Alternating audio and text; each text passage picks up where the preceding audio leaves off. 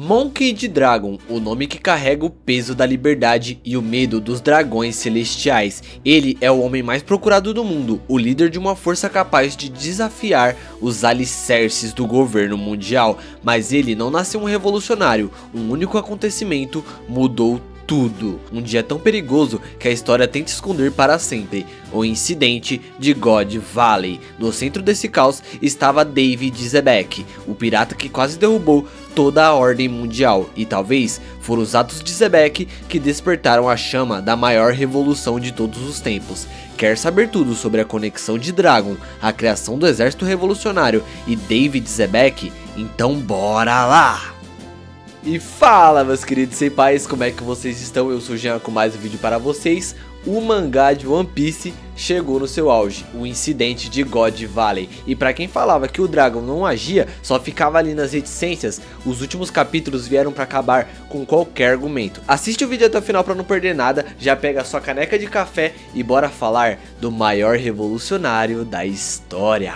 Para entender a origem de Monkey D. Dragon, precisamos voltar 38 anos no passado, a uma ilha que se tornaria palco de uma tragédia e do nascimento de uma revolução, God Valley, um nome que o governo mundial tenta apagar da história, mas que carrega o eco de um dos atos mais cruéis e vergonhosos já cometidos pelos chamados deuses do mundo. Esse era o palco de uma caçada desumana, onde o objetivo era simplesmente se divertir massacrando uma população inocente. A caçada dos nobres ocorria a cada 3 anos em uma ilha não afiliada ao governo. Porém, desta vez, uma descoberta fez com que esse evento tomasse proporções inimagináveis. Ali estava a família Dave, que se escondia nas trevas há 800 anos. E tudo isso se conecta com Zebek, que antes era conhecido por Rox de Zebek. Ele escondia seu verdadeiro nome, pois também era um membro daquela família. Ele era um verdadeiro Dave. E com o sequestro da Shaki e ela sendo ofertada como grande prêmio do torneio dos nobres, aquele lugar reuniu as maiores lendas de One Piece, os piratas Rox, a tripulação de Gold Roger e também o lendário marinheiro Monkey D. Garp. Nesse caos surge uma figura improvável, um protagonista, o jovem cadete Monkey D. Dragon de apenas 17 anos. Dragon acreditava que a marinha era um símbolo de ordem e justiça, a força que protegeria os inocentes e manteria o equilíbrio do mundo. Mas essa visão seria destruída ali mesmo. Ele foi enviado para a ilha com a premissa de que seria somente um exercício de treinamento. Pouco a pouco, as máscaras vão caindo e Dragon começa a questionar os atos ali cometidos. Na preparação, ele indaga seu superior, perguntando o porquê de atirar dardos nas pessoas. Não são criminosos, são apenas cidadãos. Claro, aquilo não surte efeito, o superior apenas grita para ele parar de pensar e focar em sua missão. Enquanto a injustiça é cometida e bombas hipnóticas são arremessadas, ele entende a gravidade da situação. Aquele sonho de tantos jovens em se tornarem marinheiros e encontrar uma forma de justiça para esse mundo era destruído da pior forma. A organização que deveria trazer a esperança para as pessoas agora mostra o seu lado mais obscuro. É interessante ver como o Dragon desde novo vai questionando as injustiças que ocorrem no entorno dele, e conforme os acontecimentos vão rolando, ele vai tendo uma mudança de visão sobre o que é a marinha. Pô, o cara foi ali para um treinamento, foi um exercício de treinamento, e quando chega lá presencia um massacre completo de cidadãos. É um verdadeiro soco no estômago, uma desilusão completa com a marinha. E aqui já se enxerga um paralelo com David Zebek, que desde sua aparição se destacou justamente por lutar contra o governo mundial. Seus planos, seus objetivos, era justamente retirar do trono aqueles que espalhavam a desigualdade e a corrupção. Ele idealizava um mundo onde todos deveriam ser tratados com igualdade, o homem que desafiou Imu-sama. Ele conhecia cada pedaço, cada injustiça, e isso se mostra principalmente nas suas tentativas de recrutar Harold e abrir seus olhos para enxergar que os verdadeiros vilões eram aqueles que estavam no topo. Por mais que seus atos eram violentos e impulsivos, Zebek tinha em seu sangue o instinto da revolução, de mudança. Podemos até mesmo dizer que ele carregava a chama de um revolucionário, por mais que fosse um infame pirata. Enquanto caminhava pela ilha, Dragon se depara com uma mulher fatalmente ferida. Ela tinha cabelos ruivos, era a mãe de Shanks e Shamrock. A mulher pede para que Dragon retire seus filhos da ilha e que não deixe caírem nas mãos de Garlin, que era o pai das das crianças e o catalisador para a caçada em God Valley. Esse pedido desesperado é um ponto de virada para Dragon. Ele, que já estava desiludido com a marinha, agora tem uma missão que vai além de qualquer ordem ou patente: proteger vidas inocentes. Esse ato de compaixão de resgatar os bebês de um destino terrível é a primeira manifestação do revolucionário que ele se tornaria. Não se trata mais de seguir regras, mas de fazer o que é certo, mesmo que isso signifique desafiar o mundo inteiro. A caçada estava prestes a começar. Os nobres mundiais sorriam, ansiosos pelo jogo cruel que estava por vir. Para eles, aquilo não passava de diversão.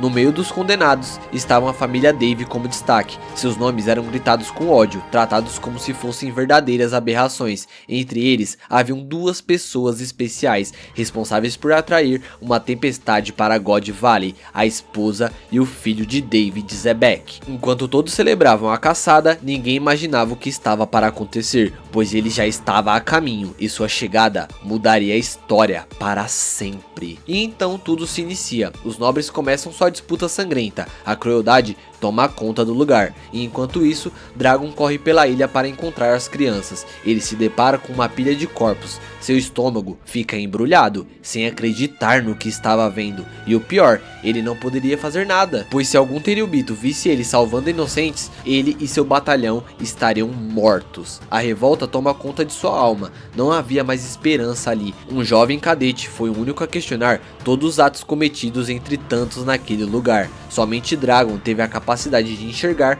que a justiça da marinha não era absoluta, mas sim uma justiça cega que protege aqueles no topo do mundo e deixa vidas inocentes serem feitas de brinquedo. Gostei muito da forma como Oda colocou o Dragon enxergando tudo isso. Um jovem cadete da marinha foi o único a enxergar toda aquela injustiça que aconteceu ali, ver todos esses acontecimentos, um massacre completo rolando, e ele foi o único a questionar de fato. E também aqui vem um ponto de interrogação sobre o Garp. Não é possível que em todos esses anos dele na marinha ele não sabia desses acontecimentos, desses jogos dos Tenryubitos. Então eu quero muito ver como é que foi a conversa do Garp com o Dragon após ele sair da marinha. Precisa muito ter esse diálogo para os dois se entenderem e ver como é que o Garp reagiu a todo esse massacre. Eu quero muito ver, o Oda precisa colocar esse diálogo entre os dois. Ainda naquele local, ele presencia uma cena muito bacana: Kuma, Ivankov e Ginny bolando um plano para fugirem daquele lugar. Ele até pensa consigo mesmo e fica feliz que eles ainda têm esperança de escapar. Porém, um Tenryubito tenta disparar contra Kuma e Dragon age antes, atirando um dardo tranquilizante nele. É nesse momento que Oda demonstra toda a sua genialidade. Mais uma linha do destino sendo traçada. Aqueles mesmos escravos que Dragon acaba de salvar seriam as maiores figuras do exército revolucionário. God Valley é a chave para o novo mundo que conhecemos hoje. Esse incidente traçou o destino das maiores figuras, forjou a chama da revolução no coração daqueles que presenciaram o quão cruel as pessoas podem ser. E no ápice de tudo, chega na ilha aquele que seria o personagem central de todo o incidente: David Zebek e sua tripulação, os Piratas Rocks. O homem que todos pensam estar ali por tesouros e recompensas tem um único objetivo: salvar sua família. Ele era tido como um verdadeiro monstro, mas no dia de sua queda, ele abandonou todos os seus sonhos e demonstrou que o mais importante era salvar aqueles que amava. Os piratas Roger também chegam na ilha para salvar Shaq. O marinheiro Garp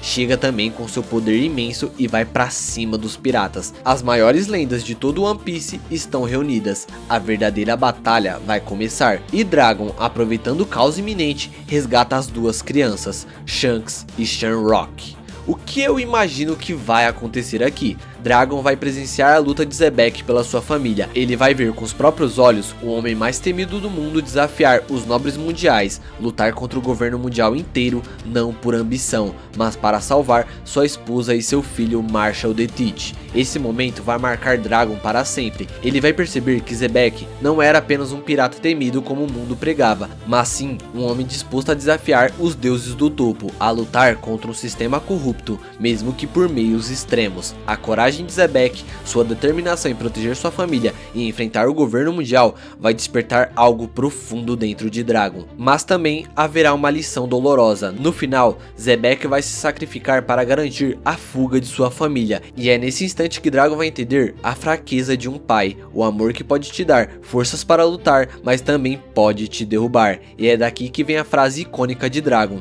os filhos são a fraqueza de um pai. Por isso, anos depois ele escolhe se afastar de Luffy, protegendo do mesmo destino que viu acontecer com Xebec e Teach. Inspirado pelo ato final de Xebec, Dragon decide que não pode apenas assistir. Ele não quer que o sacrifício de Xebec seja em vão. Ele vai pegar aquela chama bruta de revolta e transformá-la em algo maior e organizado, o Exército Revolucionário. Onde Xebec lutou para proteger sua família e desafiar os deuses do topo, Dragon lutará para proteger todo um mundo que sofre sob essa mesma tirania. Não se trata de superar Xebec, mas de dar continuidade ao seu sacrifício, levando adiante o grito de resistência que ele deixou em God Valley. Assim, a chama acesa por Xebec naquele dia não se apagou, ela se transformou no Exército Revolucionário. Uma guerra não apenas por sobrevivência, mas por um futuro onde ninguém precise perder o que mais ama. E aqui entra a parte mais incrível. Naquele mesmo dia em God Valley, Dragon também salva alguém sem saber a importância disso: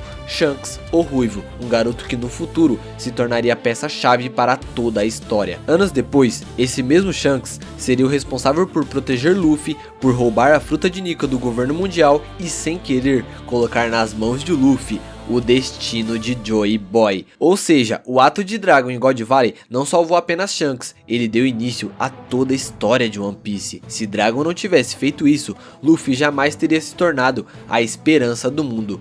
Foi naquele dia, naquele sacrifício, que tudo começou a se conectar. A morte de Xebec, o nascimento da ideologia de Dragon, o salvamento de Shanks e o futuro de Luffy. E agora, com o capítulo 1160 pegando fogo, Oda está finalmente mostrando a origem de tudo, nos revelando como God Valley foi o verdadeiro ponto de partida para a maior história já contada em One Piece.